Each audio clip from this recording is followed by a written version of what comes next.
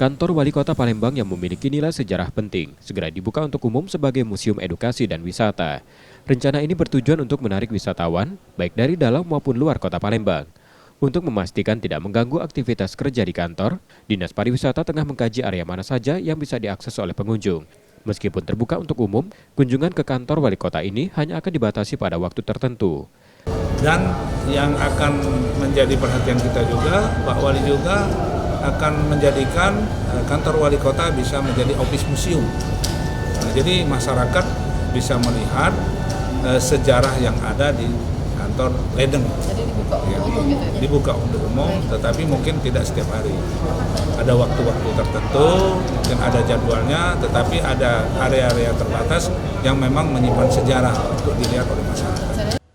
Rencananya peluncuran kantor Wali Kota Palembang sebagai Museum Edukasi dan Wisata akan dilakukan pada akhir November 2024. Nur Muhammad, Kompas TV, Palembang, Sumatera Selatan.